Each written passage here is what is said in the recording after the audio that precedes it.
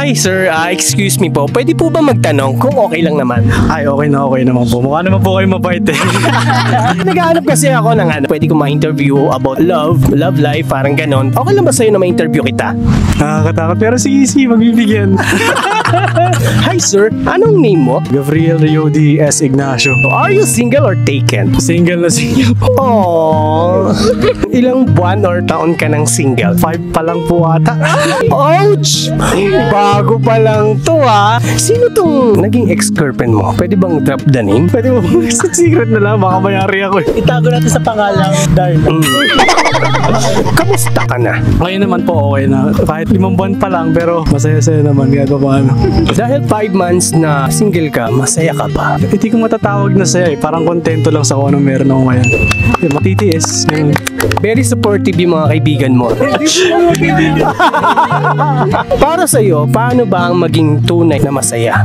Kasi yung saya kasi, pag sinabi mo lang na happiness, parang ano lang yan, momentarily yan eh. Ayun nga, at the end of the day, gusto natin maging fulfilled. And ang totoo naman kasi yan, hindi lang yan basta-bastang nandito ka na, tapos masaya ka na agad. Siyempre, may mga parts na kailangan paghirapan mo, magdusa ka minsan, ganun talaga kasi tao lang tayo. Pero yun, as much as we can, kailangan we strive for it na lang. Kasi ayun naman tayo, buhay tayo, kailangan may ginagawa tayo. If we want to be happy, we have to do things na could make us happy. So, shots namin yan.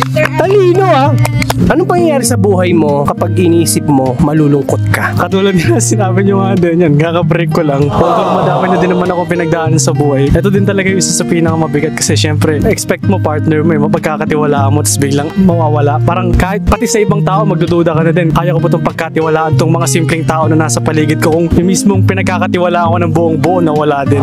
Hindi naman ako nagsisi. Kung baga kung uulitin nga lahat-lahat, gagawin ko pa din kasi naging masaya naman ako ng mga panahon na yun. Mas masaya pa before na wala siya. So, madami din naman ako natutunan, nag-grow ako as a person. So kung baka pag sinabi ko pinagsisihan ko yun, edi parang wala din kung ano ako ngayon eh. Ano yung mga natutunan mo sa heartbreaks mo? Tao lang tayo. Kumbaga, kahit ano pang galing mo, kahit ano pang pogi mo, ganda, talino, may mga taon talaga na matatalo ka. Kailangan mo tanggapin yun. Huwag ka mo panghihinaan. Manghingi ka ng suporta, lalo kung hindi mo naman kinakaya. And people could help na lamnan yung pagkukulang na yun, matutulungan ka nila. So, as much as you can, kailangan nanghingi ka din ng support kahit paanong sa tingin mong galing mo. Nice!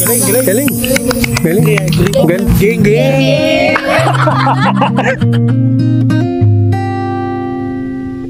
Kahit ayun nga, naghiwalay, always remember na kung minahal mo. Iisipin kasi ng iba na parang pag nagmahal ka ng parang nanakit sa'yo, parang ikaw ang talo. Hindi, sila yung talo kasi nagmahal ka. And that's a good thing po kasi. So, huwag mong i-disregard yung ginawa mong mabuti. Okay, thank you. Maraming salamat.